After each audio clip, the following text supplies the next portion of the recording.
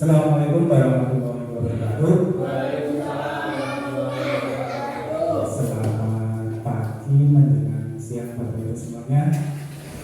Di awal Pak Puji rekan saya sudah menyampaikan jelas apa tujuan kami berdua. Tidak lain tidak bukan adalah melakukan aksi nyata terkait tugas kami di modul 1.4 yaitu tentang disiplin positif. Izin memperkenalkan diri sebelumnya kepada rekan-rekan semua, meskipun sudah sering bertemu dan darinya, namun tidak ada salahnya saya memperkenalkan diri. Baik, nama saya Dwi Prasetya, kerja di Manggal. Dalam status saya saat ini yaitu sebagai JPD angkatan 10. Baik, selanjutnya tadi Pak Puji sudah menyampaikan SPG terkait membuka kegiatan pada bagian ini, semuanya terlihat happy seperti itu. Nah, kaitannya dengan hobi, maka untuk seterusnya dari sekarang sampai nanti selesai, saya mohon untuk Bapak itu tetap belajar dengan kami seperti itu. Baik, di sini ada renungan, memohon pada Bapak Ibu untuk merenungkan terkait dengan hukuman yang pernah diterapkan selama ini. Jadi Bapak Ibu selama ini dengan murid tentunya ingin melaksanakan hukuman ini dengan menerapkan aturan baik di kelas maupun di sekolah. Nah, tentunya hukuman itu ada dampaknya. Ada dampaknya. Dampak apa yang diberikan? Serta seberapa efektif hukuman tersebut. Saya beri waktu 1 menit untuk merenungkan hal tersebut. Silakan Bapak Ibu untuk memejamkan mata sebentar, menundukkan kepala. Dimulai dari sekarang.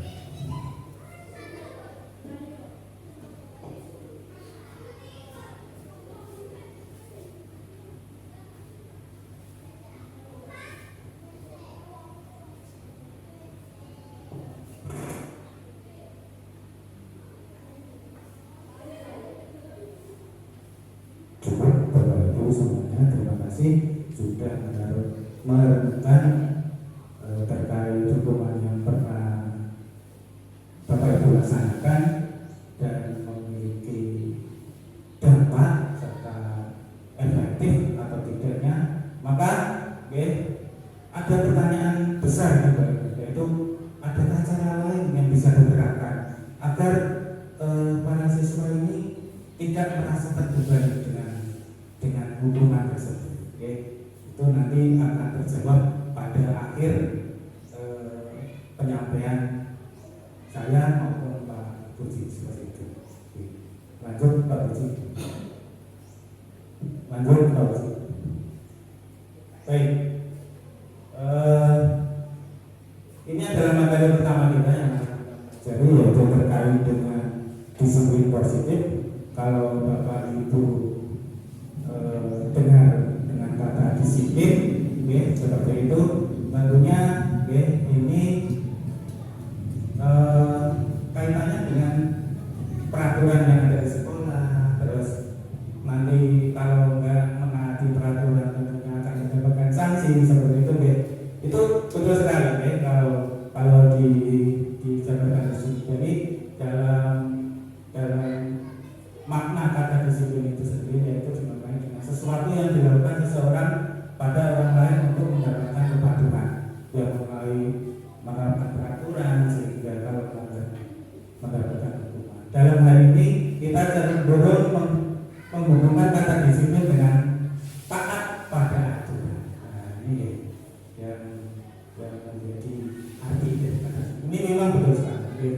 Terus selanjutnya sebagai pendidik, tujuan kita adalah menciptakan anak-anak yang memiliki disiplin diri, sehingga mereka bisa berperilaku dengan mengacu pada nilai kebajikan universal dan memiliki motivasi intrinsik bukan ekstrinsik. Jadi hukuman, di sini itu hanya mempengaruhi anak secara ekstrinsik dari luar saja, mempengaruhi dari luar saja.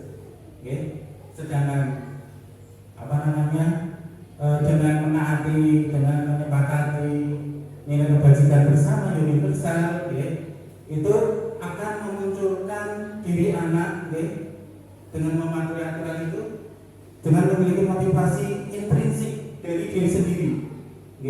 Ini yang menjadi titik fokus kita, sebagai pendidik tentunya, untuk mengembangkan motivasi intrinsik. Jadi dari dalam diri sendiri, munculnya dari dalam sendiri. Dari eksternal tidak berkelanjutan, mungkin dampaknya juga kurang baik. Terus dampak dari hukuman tadi juga kurang baik juga. Nanti kita akan jawab di sesi terakhir.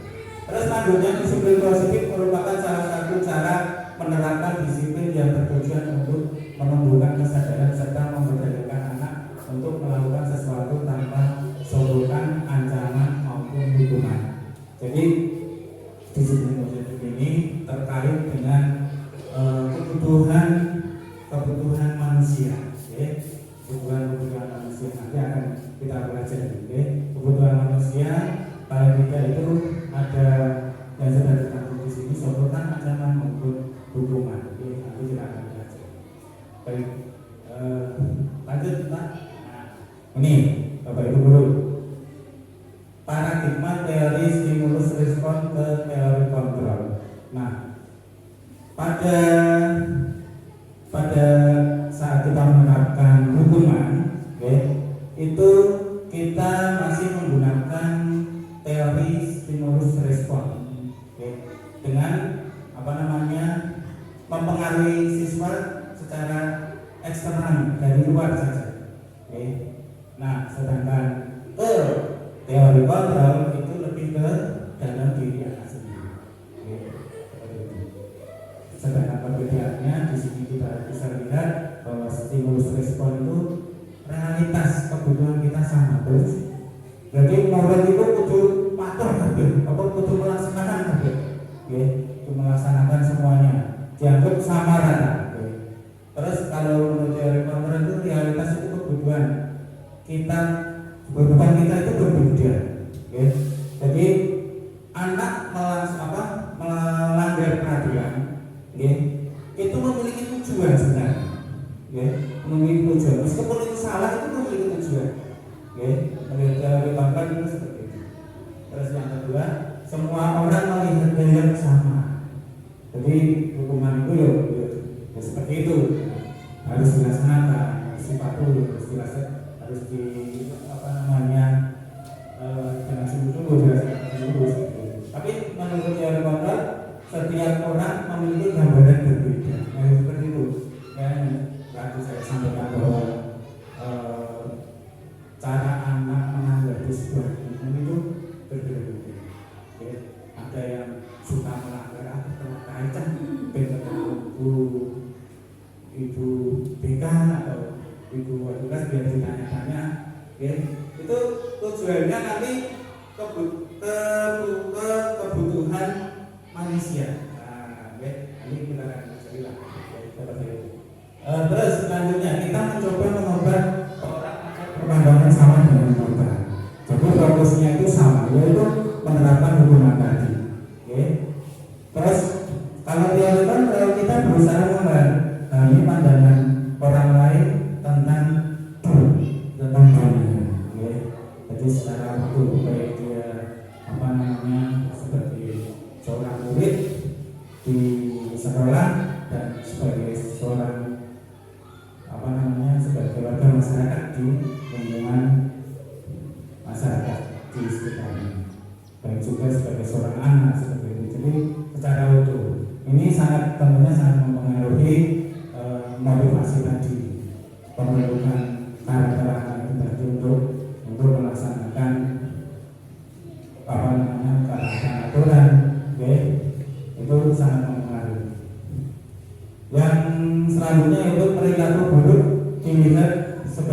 satu kesalahan. Jika seorang anak melanggar satu aturan, misalkan telat, itu dikatakan, oh, kamu telatan, kamu tidak disiplin. Cenderungnya saya pribadi juga seperti itu sebelum paham tentang materi yang kita sampaikan ini. Oke. Saya juga, namun menurut teori kontrol, semua perilaku ini memiliki tujuan yang saya katakan tadi ya, bahwa meskipun jelek itu memiliki tujuan. Kaitannya apa? Kebutuhan manusia. Dan seterusnya ini masih ada beberapa, nanti bisa dibaca lagi seperti itu. Lanjut Pak Kucing. Baik, untuk selanjutnya ya, kaitannya dengan kebutuhan dasar manusia dengan disiplin ya, yang tadi di awal saya sampaikan, itu adalah kebutuhan manusia ini ya. Kalau ini ada 5 ya, dibagi dua besar itu. Yang pertama itu adalah fisiologis, berhubungan dengan tubuh kita, berhubungan dengan kita sendiri, seperti itu. Kalau contohnya dari bertahan hidup, contohnya seperti pada yang sekarang, laksanakan makan, terus minum, itu fisiologis, kebutuhan bertahan hidup. Okay. Seperti kita mandi, ya, seperti kita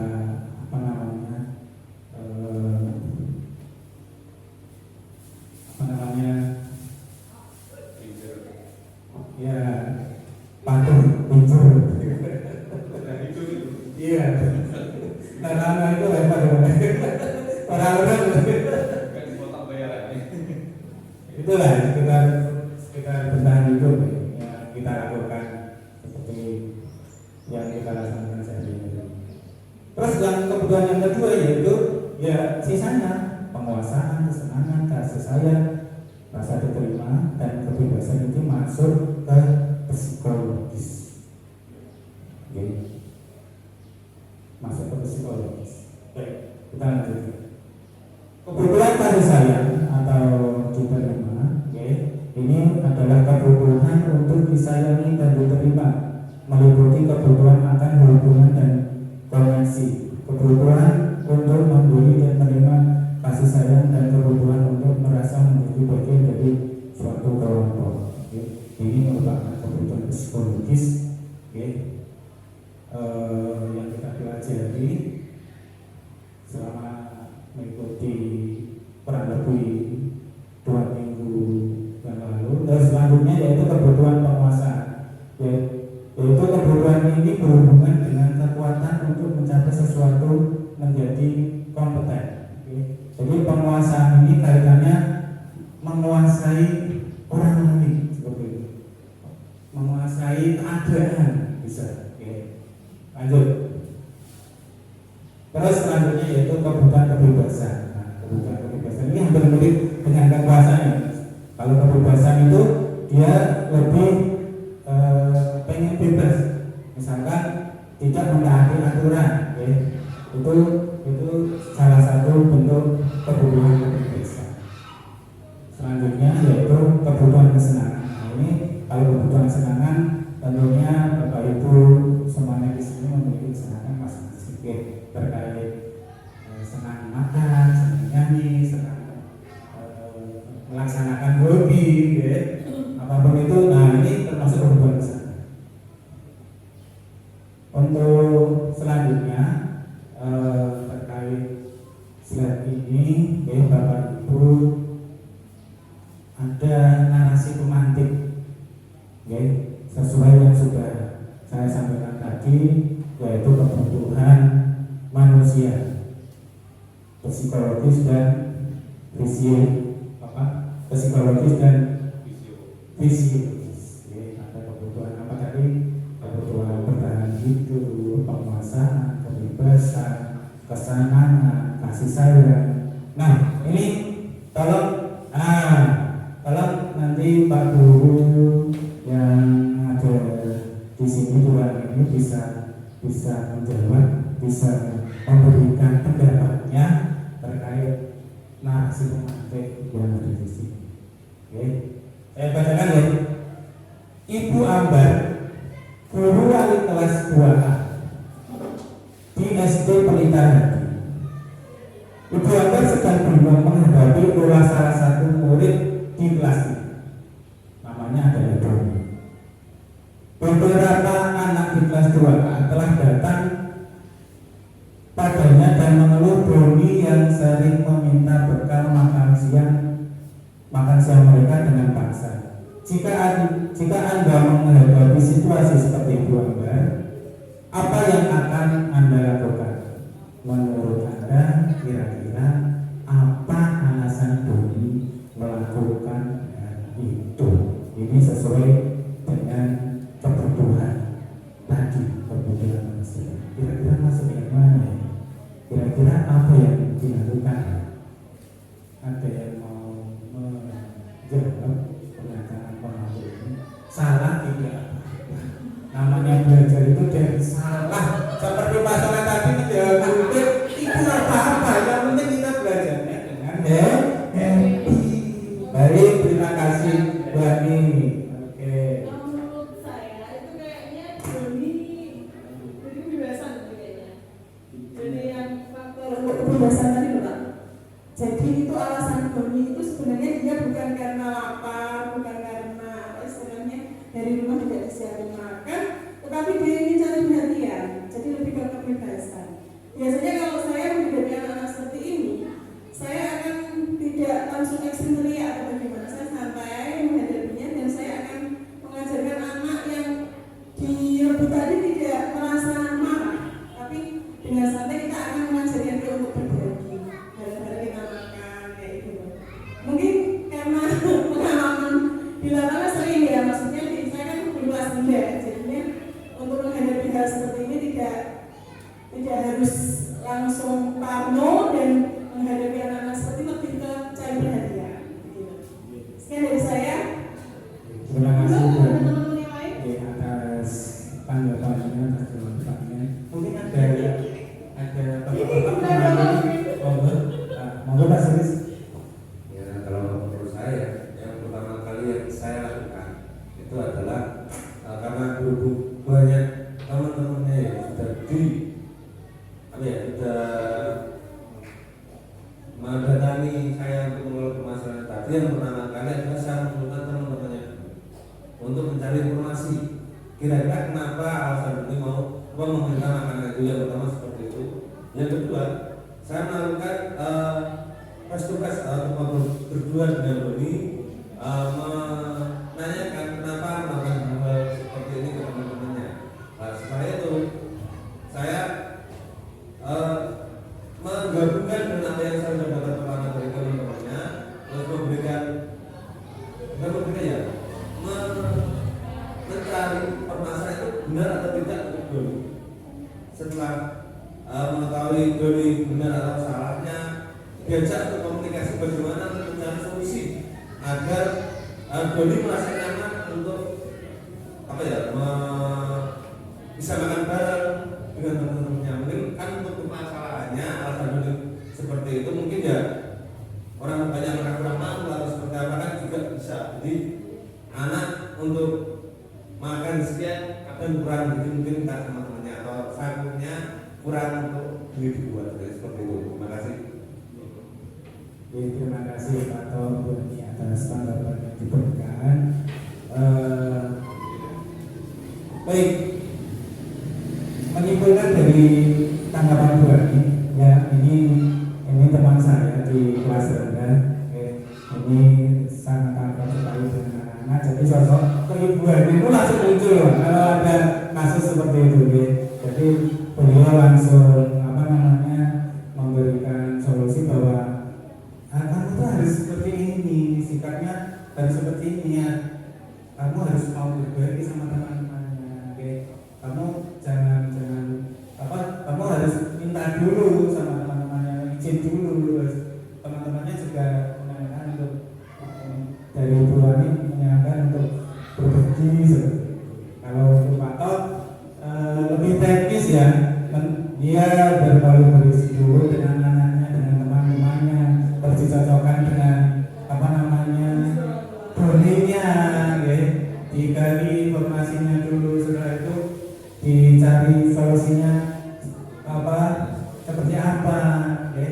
Anaknya ini apa namanya kebutuhan apa ya yang akan dipenuhi anak tersebut. Oke, baik. Selanjutnya Pak Uji adalah kesimpulan dari narasi tadi. Jadi,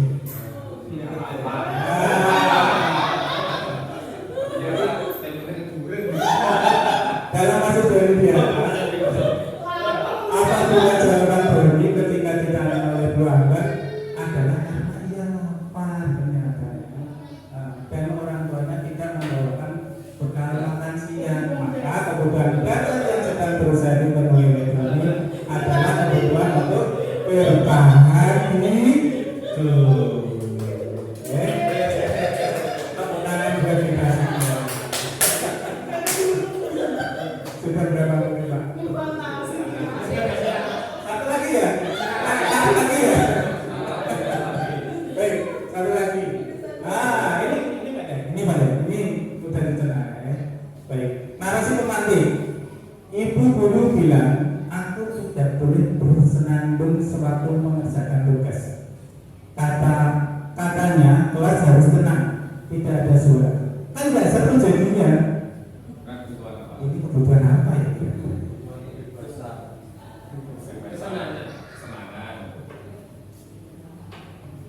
Yang itu membuat diberikan tanggapan. Menurut saya Pak Rudi, untuk kasus ini si anak ada di kebutuhan kebebasan, karena dia ingin mencari kebebasan waktu mengerjakan tugas seperti itu. Ada yang lain? Atau lagi monggo? Monggo Pak. Kalau saya karena kesenangan dengan tadi dia mencarikan kenyamanan, kesenangan dia untuk menikmati mengerjakan tugas seperti ini.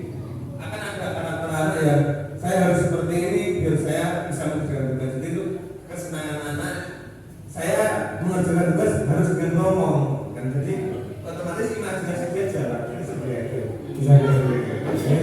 Terima kasih. Baik. Iya. Intervensinya dulu Pak. Kita kalau biasa. Jadi kebutuhan yang apa yang dibutuhkan oleh tadi adalah kebutuhan kesenangan. Dia sambil bersiul-siul, dia sambil mengerjakan tugas, karena dia senang, bersenandung tadi, dia merasa nyaman mengerjakan. Nah ini menurut teori apa namanya stimulus responden ini dikatakan salah. Nah ini makanya perlu adanya paradigma, perubahan paradigma dari stimulus respon, pengaruh dari eksternal ke diri anak sendiri, yaitu mengetahui tentang kebutuhan manusia.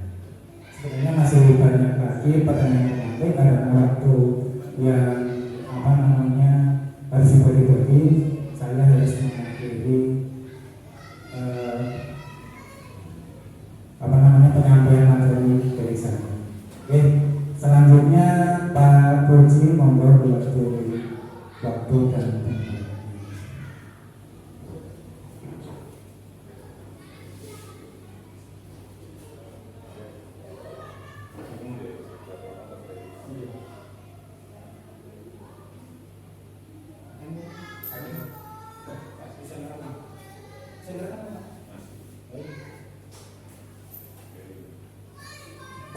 Makasih Pak Rudi. Ini kolaborasi banyak. Ujungnya ambilkan, ujungnya leren, leren lagi. Besok angkatan berikutnya besok bareng-bareng 2 atau 3 mungkin tema. Oke, kita lanjut. Tapi seru sekali Pak Rudi ya. Kita lanjut untuk yang berikutnya ada narasi pemantik. Ini singkat saja ya. Total masalah yang menjawab. Ibu guru nggak menyapa aku hari ini ya? Padahal aku pakai jepit rambut baru. Bukan apa kira-kira Pak Soleh? Oh, Pak sama Pak Soleh dan yang lain. Bu guru kok nggak menyapa aku hari ini ya? Padahal aku main pamer jepit rambut yang baru.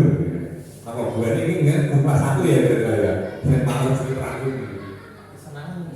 Kesenangan. Puji Pak. Benteng kasih saya yang ingin dia perhatikan sayang-sayangnya cari perhatian kok gak diperhatikan loh. Ini biasanya anak kelas 1 yang paling sering seperti itu, bebet apa itu cari perhatian karena anak segitu biasanya masih butuh banyak sekali kasih sayang terutama sekolah dasar ya. Lanjut Pak. Nah sebelumnya aku bosen masa belajarnya cuma duduk aja, cuma disuruh dengerin guru aja. Ini kebutuhan apa kira-kira itu? Kebutuhan apa? Itu menurut kelas orang mau seminggu kan? Oke, kuncinya Pak. Dia pengen metode yang lain, di luar kelas pengen makanya anak-anak itu rata-rata senang dengan Pak Salman. Kenapa? Pak Salman dulu bebas mau mana aja, mau ngapain aja, tidak terkungkung di dalam kelas. Oke, ini terakhir berarti ya, oke. Saya sebenarnya tidak paham beliau bicara apa tadi Pak Sulfiqar. Makanya saya tanya-tanya aja daripada kelihatan tidak paham. Masa aku yang udah guru senior di sini, tapi kelihatan tidak paham, malu dong. Saya tidak paham, tapi dia tanya-tanya aja. Karena sudah senior masa kelihatan tidak paham. Saat dia menanya ini dia menunjukkan kebutuhan apa? Kebutuhan apa? Ya. Ini saya tidak paham, tapi dia tanya seolah-olah paham. Karena dia pengen baru guru senior, dia tak masa tidak mungkin mau permanen gitu ya. Itu berarti kira-kira kebutuhan akan apa yang dia tampilkan.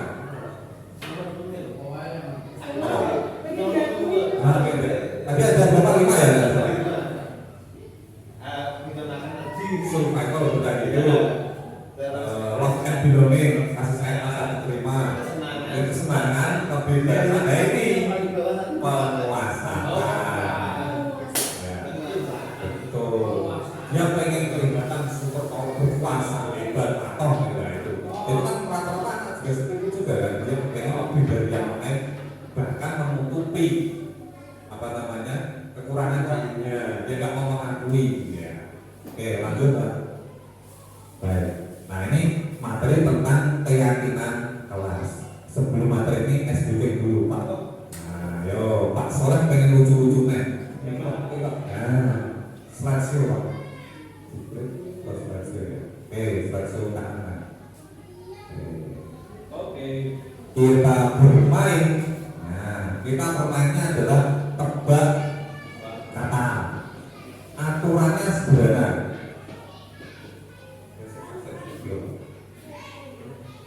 Aturan sederhana, ya.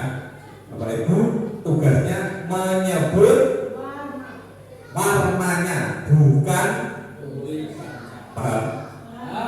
Ini berarti apa? Merah. Ini biru. Oke, berarti saya buta warna kalau Pak Soleh ya. Buta warna bahaya ya, sorry. Ini TKP ya. Oke, contohnya Pak. Nah ini contohnya dibaca hitam, bukan kuning ya. Oke, clear? Siap? Oke, level muda dulu. Ayo, cepet ya. Ayo. Kuning. Ayo. Hijau. Ayo.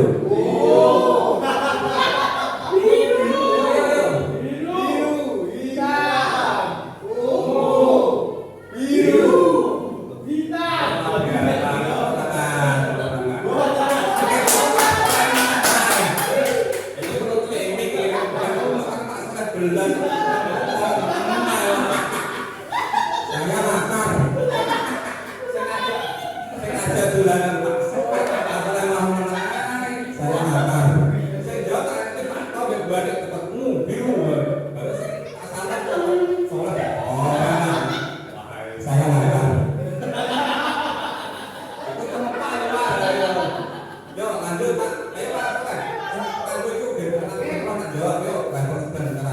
ya, warnanya boleh.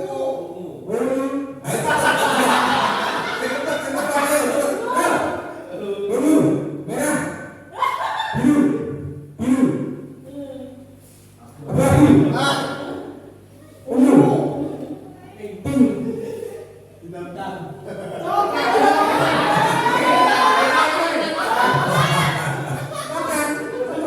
sembarang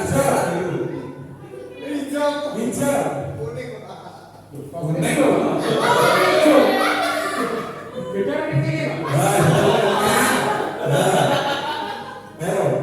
Kita yang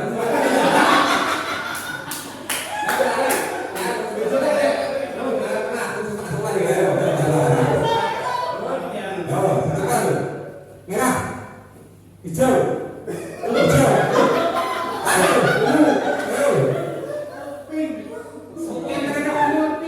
iya merah, biru,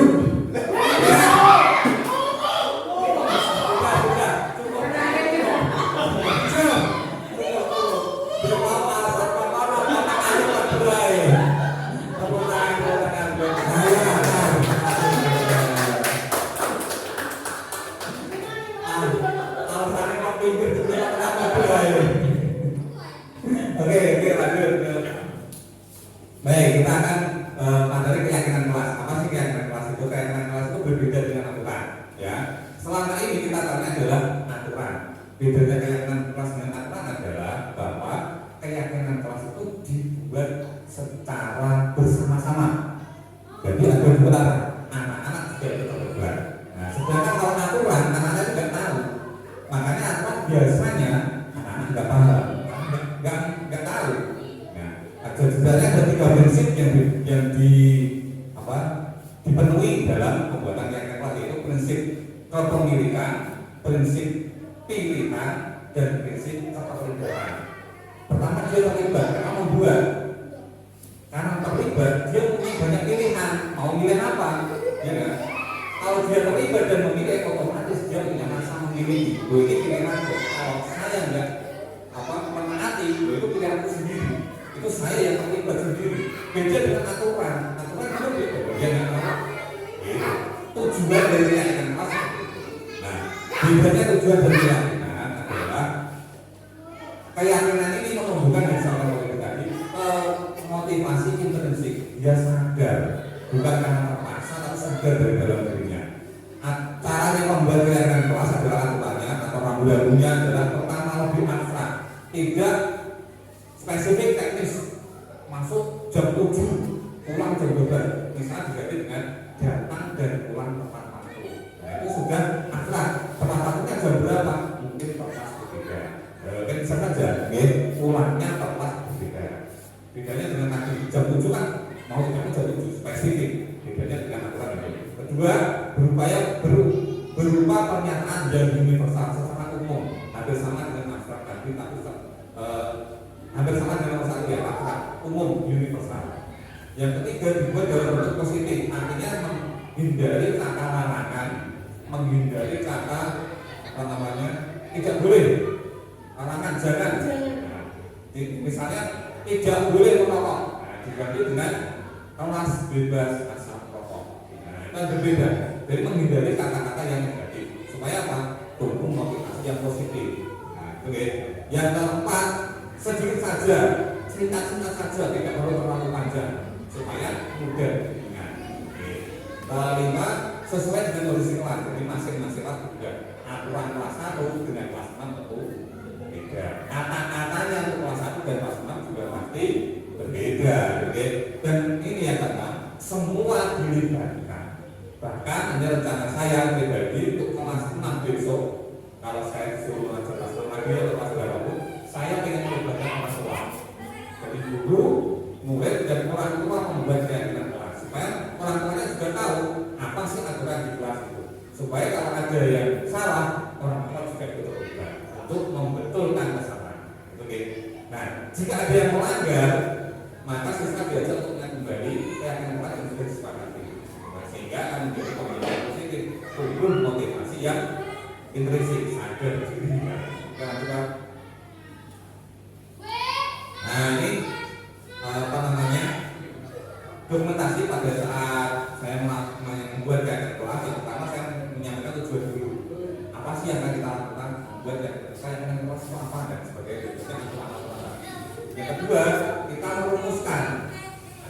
usul, Pak ini aja, Pak ini aja, Pak ini aja. Terus dikumpulkan, bisa menggunakan kertas dikumpulkan, bisa ditulis di papan tulis, bisa apalah. Kalau saya kemarin saya tulis satu persatu semuanya ditulis buahnya.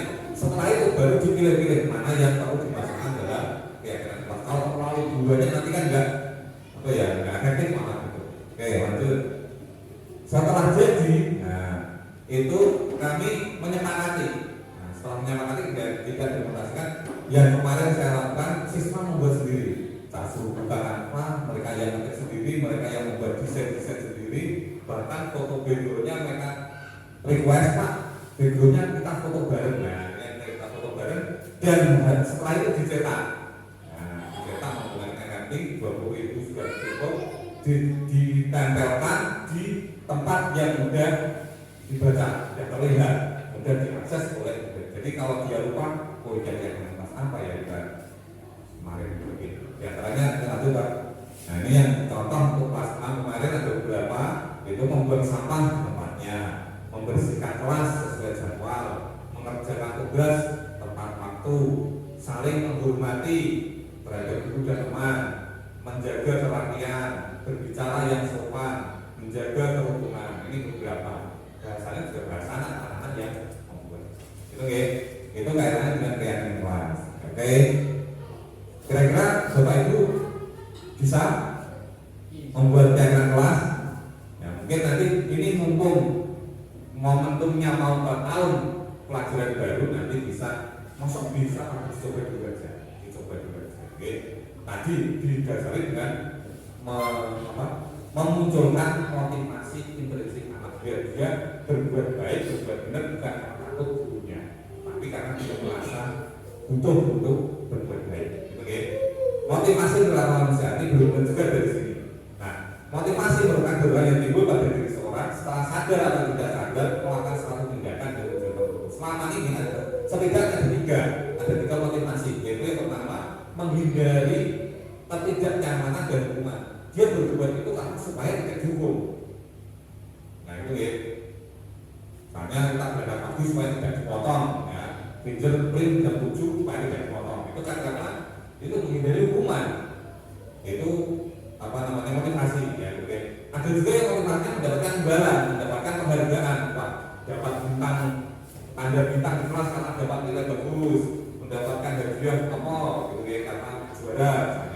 Kemudian menghargai nilai-nilai kebajikan diri sendiri. Nah ini yang paling baik itu murid melakukan disiplin diri karena sadar akan nilai kebajikan diri. Motivasi intrinsik. Kalau dua ini motivasi ekstrinsik. Oke. Nah ini konsep diri disiplin dengan identitas yang gagal. Menanamkan disiplin yang kemudian akan gagal, yaitu dengan hukuman dan penghargaan. Kalau hukuman ini nanti menyakitkan, dia tidak nyaman, dia tidak takut, dia terpaksa. Kemudian dia akan menyembunyikan, tidak jujur. Kemudian dia menjadi tidak berani mengekspresikan diri, jauh di perjalanan sebagainya. Itu dia menjadi gagal kan ya. Tujuan kita melakukan hukuman juga seperti itu, tapi hasilnya seperti itu. Kemudian kalau yang penghargaan nanti kurang efektif dalam jangka yang panjang. Kalau jangka pendek betul, tapi kalau jangka panjang, kasihan misalnya untuk dia nggak pernah dapat hadiah. Ya jadi lama bagus untuk itu kuat. Jangka pendek bagus, tapi jangka panjang tidak bagus. Merusak hubungan tadi. Karena ini guru kalau sih hadiah bintang terus, aku nggak tahu.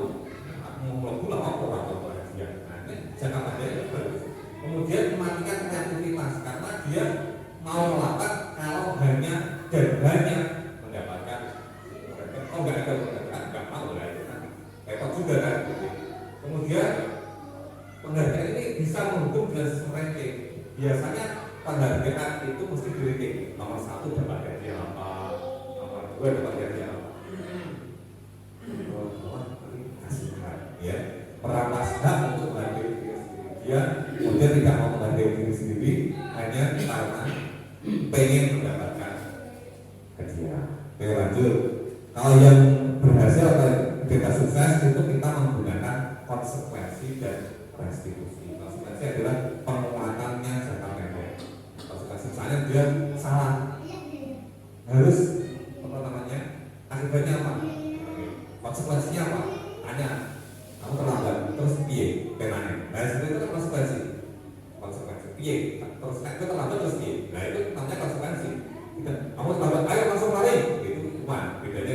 Kemudian perlu monitoring berkelanjutan, harus dimonitoring terus. Oke. Kemudian tadi stimulus respon, bukan teori kontrol. Tadi ya. Terus murid menjadi menghormati peraturan dan keengganan waktu untuk memenuhi kesalahan. Sedangkan kalau restitusi, nah ini yang diharapkan yaitu murid bertanggung jawab karena tadi yang harus dipilih. Dia fokus pada pemecahan masalah jangka panjang. Jangka panjangnya dia sadar diri, terus tidak mengulangi kesalahan dan memperbaiki kesalahan dengan cara yang dia pilih. Menghormati dirinya dan lain dan teori kontrol. Dirinya yang melakukan kontrol, bukan gurunya, bukan ayahnya, bukan dia yang melakukan kontrol pasti dirinya.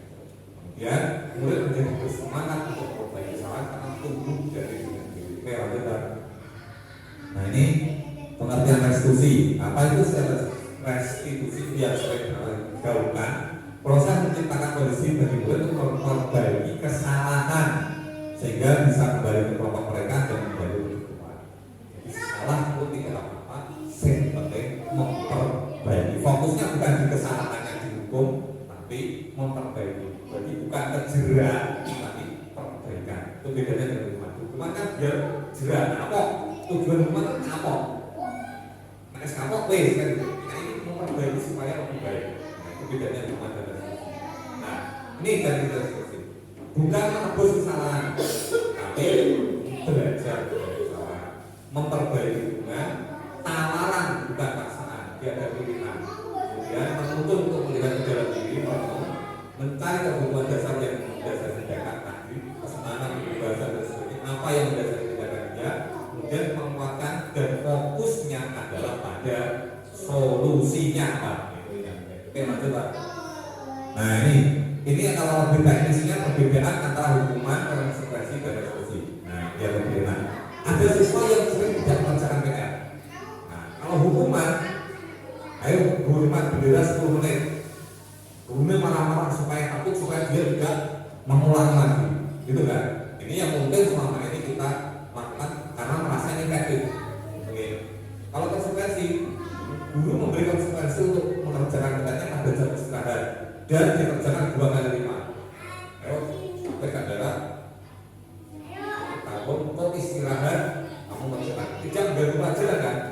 Tapi dia konsekuensinya salah harus memperbaiki kesalahan dengan berkali mengerjakan. Kemudian gurunya tegas, tidak marah-marah, suaranya dia tahu. Muridnya menghormati pelajaran. Sedangkan restitusi, guru menanyakan keyakinan kelas, kemudian mengerjakan tugas tepat waktu misalnya. Membantu siswa menyelesaikan masalahnya. Kenapa kamu tidak bisa mengerjakan? Ditanya dulu. Saya nggak bisa belajar. Kenapa nggak bisa? Ditanya-tanya. Kemudian solusinya apa? Misalnya tanya ke temannya, belajar kelompok, tanya ke kakak kelasnya, tanya dari guru. Ini kan memberikan solusi supaya dia bisa memperbaiki kesalahan. Nah, gurunya menjadi terbuka, siswanya bisa menghormati dirinya dan oke. Itu. Nah. Ini kaitannya dengan restitusi ada 5 posisi kontrol yang sering ditempati, ya, yaitu menjadi penghukum, menjadi pembuat rasa bersalah, teman, pemantau dan manajer. Teknisnya nanti akan kita lihat dengan contoh perkataannya. Oke. Kalau penghukum itu dengan mimik wajah yang, nah penghukum itu mesti wajah yang marah, sangar. Contoh ada siswa yang tidak memakai atribut letak pada saat upacara. Kalau dia menjadi penghukum, macak dari penghukum, gurunya mesti marah. Patuh atau salah, ayo berdiri di kelas. Nanti untuk macak lele padahal nanti ketemu di badan di muka tetap tugas. Itu kalau ingin menjadi penghukum. Kalau macak menjadi pembuat rasa bersalah, dia menggunakan mimik yang memelas. Supaya apa? Supaya dia merasa bersalah. Misal, berapa kali sih guru sudah beritahu kamu? Tetap kamu yo. Wah, gurunya capek ada itu terus. Masa enggak dengan berubah? Membuat dia, aku nggak ada guru ya, aku jadi sedih. Tujuannya itu. Nah, kalau teman, mesti dengan mimik muka yang menyenangkan. Ayo, saya tahu teman. Berubah gitu loh, yang penting. Untuk kali ini nggak apa-apa. Tapi besok jangan mulai lagi. menempatkan diri sebagai teman. Nah, kalau menjadi teman itu lempeng, datar. Kamu sudah melakukan pelanggaran apa? Kira-kira apa konsekuensinya? Nggak marah-marah, tapi juga nggak sedih, nggak tegas, datar. Untuk manajer, nah ini beda lagi. Untuk manajer dia lebih terbuka, lebih hangat, tapi hampir sama dengan pemantau dan teman. Itu dia. Oke. Apa kamu tahu kesalahanmu? Kira-kira gimana kamu akan memperbaiki kesalahan ini? Nah itu lebih seperti itu. Nah, ini mungkin bisa apa namanya lebih tahu kalau ada prakteknya ya. Tapi kira-kira dengan bisa membayangkan ya kira-kira kontrol itu yang mana, apa pemantau itu yang mana, penghukum yang mana. Yang jelas terlihat itu penghukum dalam satu kesalahan ini yang terlihat sekali bedanya gitu ya. Oke lanjut. Nah untuk kemudian menjalankan restitusi setidaknya ada restitusi ya, ada restitusi. Tidak harus semuanya, yang penting ini apa namanya berhasil kalau itu. Yaitu yang pertama Anda menstabilkan identitas. Dia stabil dulu. Mesti jenenge normalnya kalau anak melakukan kesalahan, terutama yang pertama kali, dia akan takut. Nah, saat dia takut kita perlu menstabilkan identitas. Maksudnya supaya dia tidak takut, stabil dan gitu. Misalnya ditanya, dia jawabnya enak. Nah, itu kita menstabilkan identitas. Misalnya dengan kata-kata setiap orang pasti pernah melakukan kesalahan yang apa. Kamu bukan satu-satunya yang pernah melakukan kesalahan. Mewajarkan, ya. Bukan berarti membenarkan ya, tapi mewajarkan. Oke. Yang kedua, validasi tindakan yang salah. Memvalidasi bahwa apa namanya alasannya misalnya. Kamu tentu punya alasan mengapa melakukan. Ditanya alasan, divalidasi kenapa dia salah. Dicari kenapa dia salah. Alasannya apa? Kemudian mungkin ada cara yang lebih efektif untuk mendapatkan apa yang dibutuhkan. Misalnya dia pengen tadi karena tidak bekal, tidak bawa bekal dan berbekal, kira-kira apa ya selain orang dulu itu apa ya kira-kira disalahkan. Dia salah tapi mencari solusi lain. Nah, kemudian yang ketiga menanyakan keyakinan. Kalau kamu seperti itu, kamu melakukan pelajaran apa? Ya kira-kira apa yang kita lakukan? Kamu tadi kesalahanmu apa? Nah itu kemudian solusinya yang kita lebih baik bagaimana? Kamu pengennya jadi seperti apa sih? Aku sudah tahu, aku sudah tahu. Terus dia menemukan sendiri solusi. Nah, nanti kita menuntun aja supaya dia ketemu dengan solusinya. Bukan kita yang memberikan solusi. Itu sih. Contohnya ini, saya lanjutkan langsung aja. Ini contoh aja. Mungkin bisa digunakan, ditanyakan. Ini aturan pertama dan yang terpenting adalah maksud diguyu. Elak yoga menjadi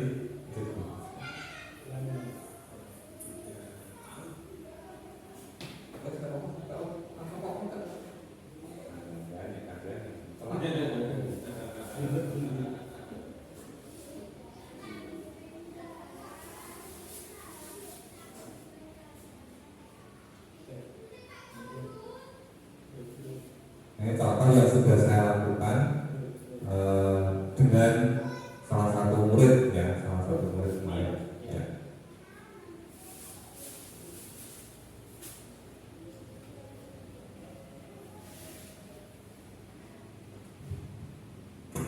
Nanti kalau di mana ya, ambil di apa namanya diberikan tanggapan kira-kira gimana?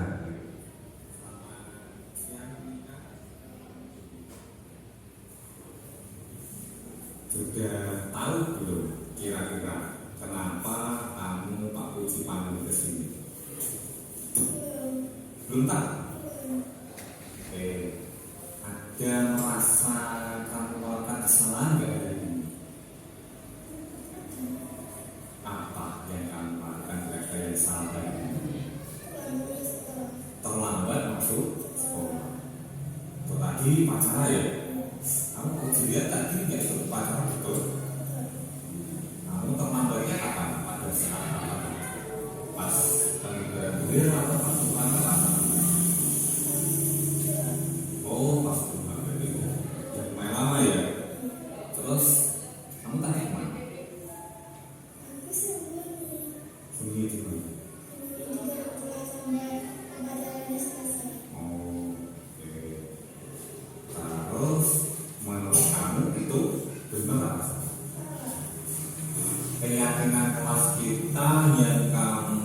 melanggar karena salah itu kira-kira yang mana?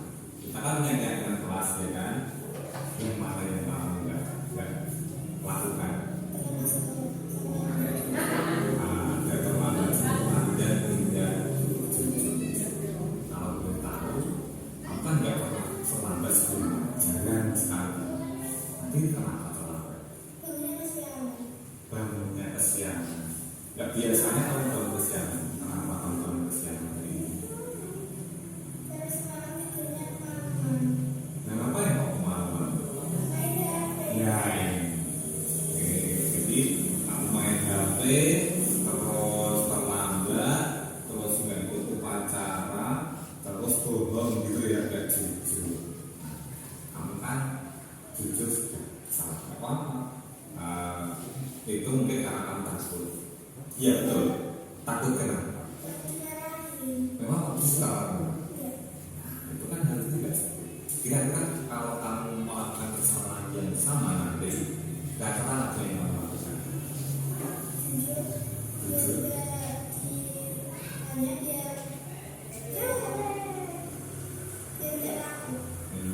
Kalau jujur justru malah tidak gimana, ya kan? Gitu. Kalau nggak jujur malah dimarahi, betul tidak? Nah, sekarang kamu sudah melakukan kesalahan. Seharusnya kamu bisa belajar dari kesalahan itu, betul? Rasanya bagaimana saat kamu lagi bersalah?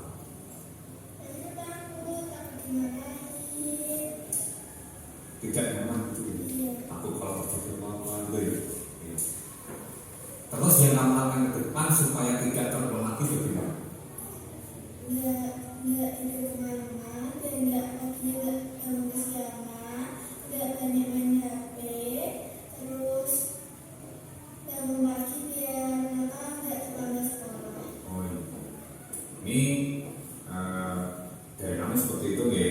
Nah itu tadi kamu juga atau kamu sendirian? Saya sendiri. Iya, kamu sendirian dengan HP-nya. Setiap orang bisa melakukan. Yang penting bukan tangan. Yang penting jangan diulang lagi sampai kamu salah dan besok kamu minta cuma lihat kamu dengan berubah. Ya sudah, sekarang kamu boleh lanjut, boleh pulang, terus minta tolong tidak jalan. Ya, kamu.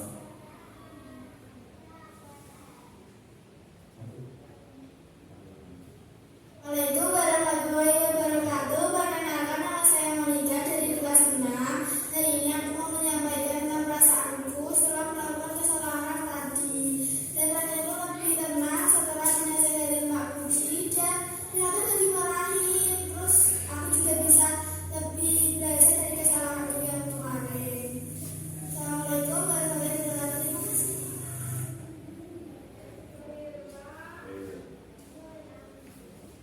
Sudah sampai di ujung. Kalau tidak sambil untuk mengikuti persiapan ya, mau menampilkan restitusi yang dilakukan Pak Budi. Kira-kira benar-benar itu sudah mewakili belum? Member jenengan sudah mewakili restitusi atau belum? Masih ada unsur penghukumnya atau gimana? Kurangnya gimana Pak? Yang kurangnya gimana? Kurangnya gimana Pak? Kaitannya dengan tadi kan kita sudah punya gambaran kasar lah tentang rasa restitusi itu ya. Terus saya mencoba mempraktikkan. Kira-kira letak kekurangan atau yang bisa ditingkatkan lebih baik itu bagian yang mana?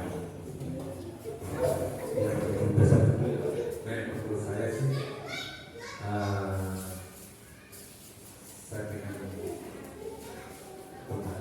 karena kan ada sedikit ya menurut saya kayak tapi kalau untuk keseluruhannya dari segi ekspresi karena dia pertamanya belum tahu permasalahannya apa, jadi sehingga dia tersaksana, tapi untuk lama-kelamaan kita lihat oh ekspresinya sudah mulai rasa agak takut, terus nanti ada bentuknya agak kita tahu dia akan sudah melihatkan bentuk dari restitusi itu seperti apa? Cukup menggambarkan gitu ya, cukup menggambarkan bagaimana restitusi mungkin sedikit bisa menjadi referensi ya, tambahan referensi nanti pada ibu mungkin akan melaksanakan restitusi karena ini bisa kita coba sebagai alternatif berbanding hukuman. Kalau misalkan harapannya hukuman ini adalah langkah terakhir, kalau misalnya langkah-langkah yang lain tidak berhasil, restitusinya sudah dilakukan ternyata tidak berhasil, nah mungkin bisa saja kita berikan hukuman, tapi itu adalah hanya kalau terpaksa sudah tidak ada jalan lain, bukan pilihan yang utama lah.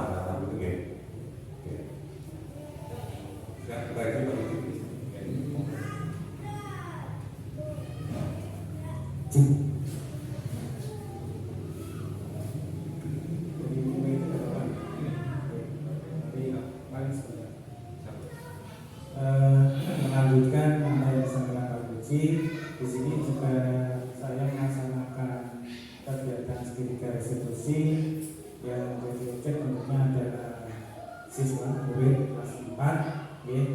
Ini kebetulan murid tersebut itu melanggar yang namanya keyakinan sekolah dengan berpenampilan tidak semestinya, potong rambut dengan jarikan atau yang saya sebutkan di situ adalah potongan jari skor di sini. Baik, skenario ya, pada resolusi yang pertama yang saya lakukan itu saat jam istirahat itu salah satu murid berjalan dengan memegang kepalanya. Jadi kenapa simbang berjalan sambil memiliki kepala? Terus saya tanya, kenapa kepalamu? Kamu sakit? Kan saat menghadapi anak seperti itu kan tanya seperti itu, sakit atau habis dibuka rumahnya, bagaimana ya? Terus saya menanyakan kepada anak tersebut, coba Pak Guru lihat, ternyata tangan untuk menutupi kepala tadi untuk menutupi potong jaritan jalan tersebut tadi, sehingga kalau adanya tindakan restitusi itu. Lanjut Pak. Lanjut. Nah, terus pada kegiatan selanjutnya saya bertanya kepada Ricky, kamu melanggar etika di sekolah, etika sekolah apa yang kamu langgar? Saya tanyakan hal tersebut, terus dia dengan dasar-dasar itu mengaku bahwa mengaku tidak sesuai dengan etika. Terus saya lanjutkan, kira-kira pantas tidak potong rambut seperti itu? Terus yang pantas potongan yang seperti apa? Ricky menjawab tidak pantas potong rambut yang tidak ada jalan keluarnya. Kamu dapat ide dari mana? Kok potong rambut seperti itu? Ternyata dia mencoba dari kakak kami yang ada di rumah. Lanjut Pak. Terus kegiatan selanjutnya yaitu potong yang rapi ya, dan tidak memakai garitan dari rapi. Sebenarnya potong rambut kamu memang sudah bagus, tapi perlu ada garitannya, malah tidak rapi. Terus saya mengajukan pertanyaan, kalau di sekolah kita mengenal nilai-nilai keyakinan, kamu tahu keyakinan kita yang sepakati bersama? Jadi menjawab, tahu Pak, setiap murid harus memiliki sopan santun baik dalam bersikap maupun berpenampilan. Baik, bagaimana cara kamu memperbaikinya? Dengan cara potong lagi dirapikan, real skornya tadi. Lanjut Pak. Nah ini ada video yang saya buat, tidak lebih bagus dari Pak. Baik.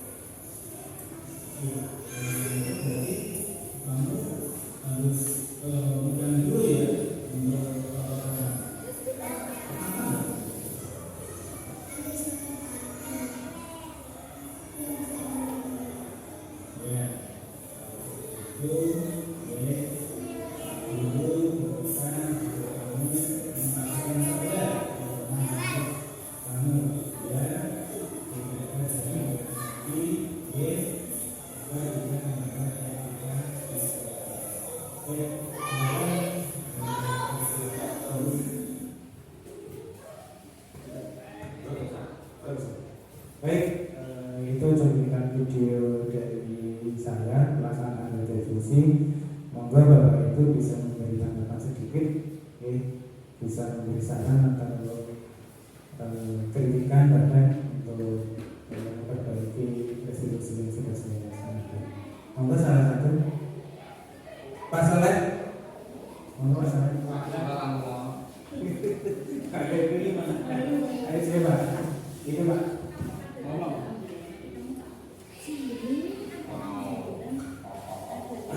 Terima kasih untuk menanggapi restitusi yang dilakukan Pak Luki tadi.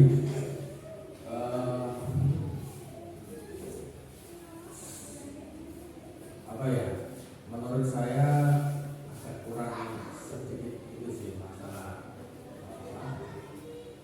pegang kepala sama tengok-tengok ini kan kalau di videonya itu kelihatan kok kayak memaksa gitu. Kurang tipis, harus sedikit lah. Untuk selebihnya sudah cukup bagus, tinggal kameramennya yang goyang-goyang.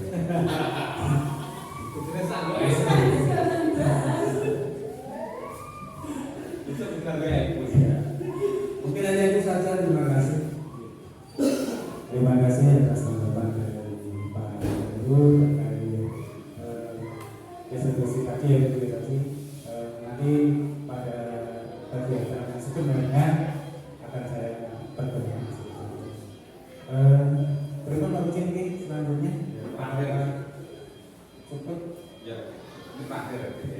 terakhir kan kesimpulan, nah itu ada kesimpulan, oke, terakhir kan kesimpulan.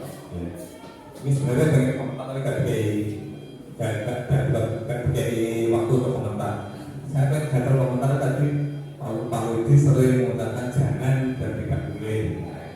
Artinya supaya yang bilang jangan tidak boleh muridnya aja, jangan gurunya. Jangan itu lagi ya, tidak boleh seperti itu. Kelihatannya itu kurang sesuai dengan prinsip resiliensi.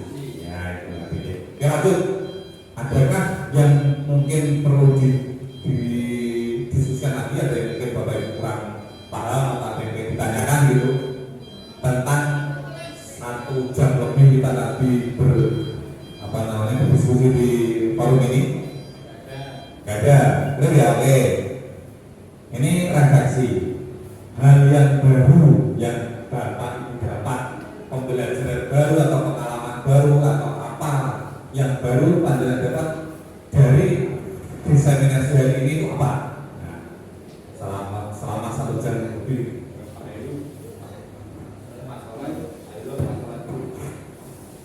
Assalamualaikum warahmatullahi wabarakatuh. Terima kasih kepada Pak Puji dan Pak Puji telah memberikan banyak pengetahuan yang perlu kita miliki, itu tentang tadi adanya kebebasan yang sebenarnya juga nggak tahu kebebasan yang ada. Kebebasan yang terakhir kita itu nggak perlu hukum secara mentak-mentak atau sebagainya. Ya, itu bagi saya.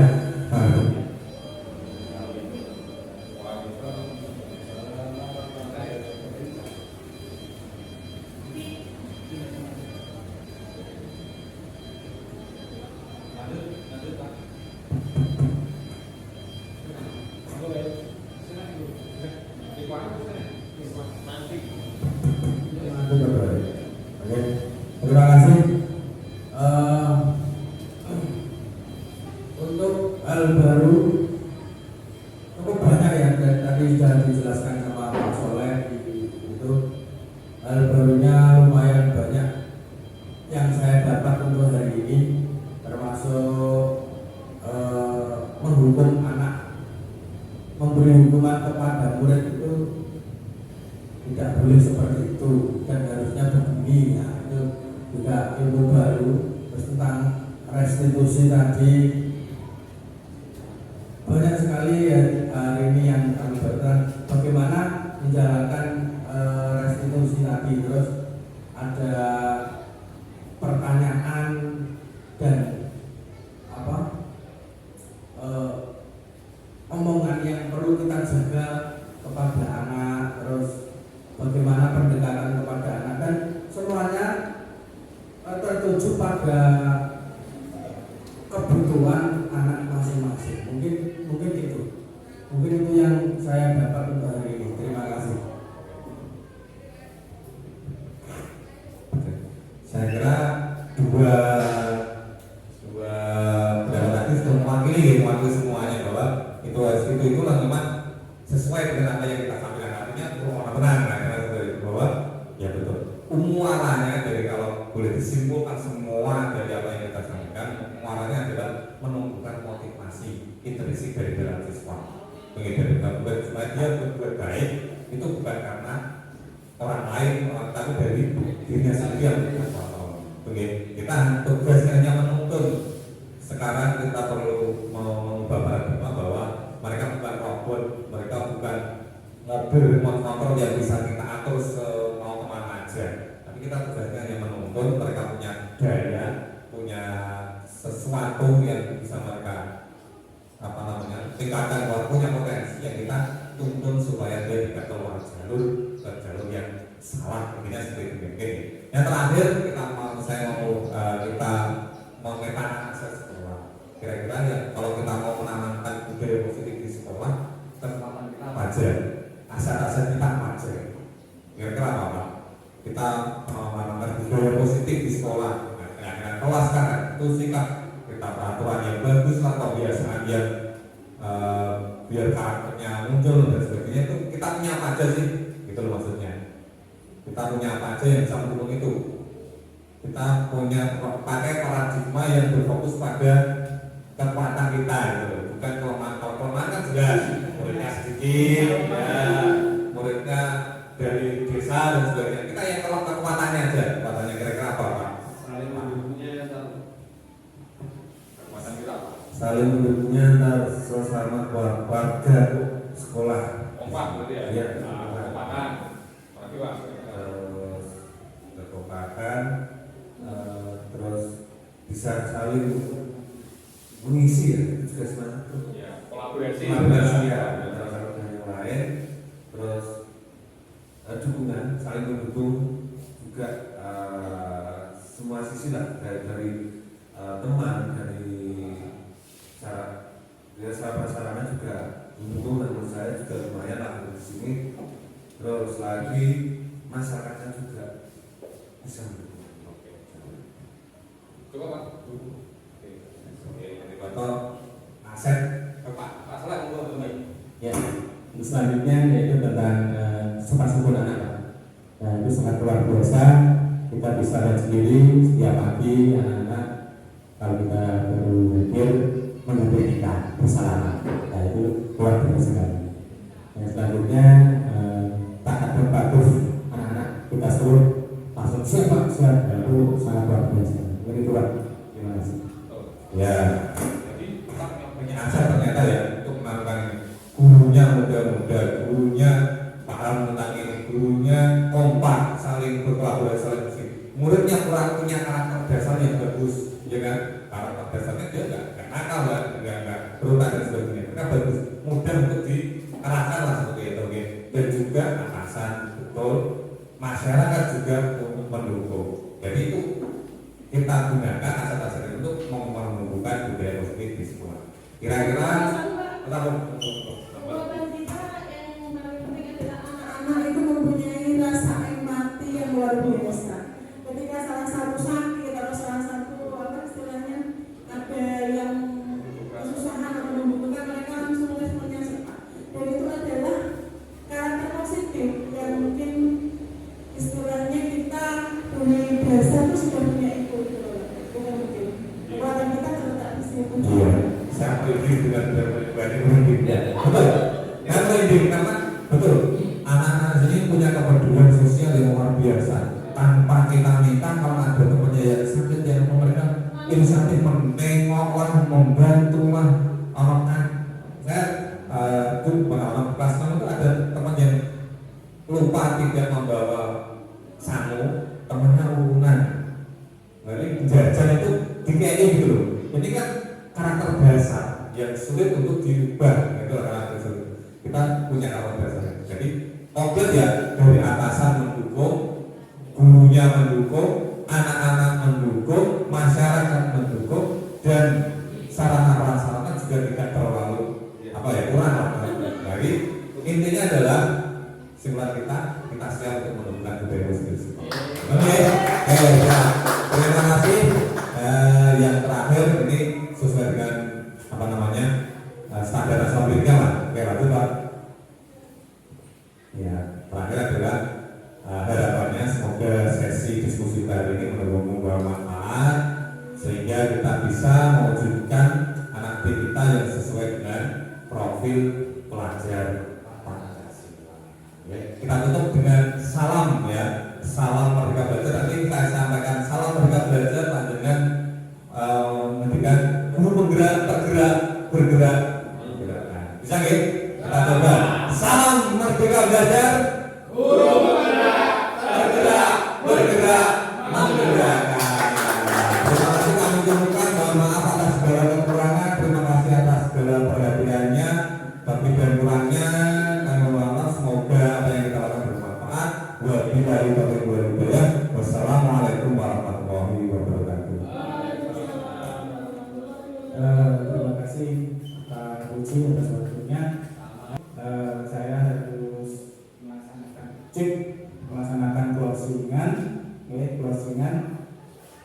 Yang pertama yang perlu saya sampaikan sebuah kesimpulan adalah dengan apa namanya dengan memahami institusi yang sudah disampaikan oleh Pak Puji dan saya, semoga bisa melaksanakannya di sekolah, di kelas bahkan sebagai keyakinan dan disiplin siswa yang ingin diedukasikan yang ada di kelas maupun di sekolah.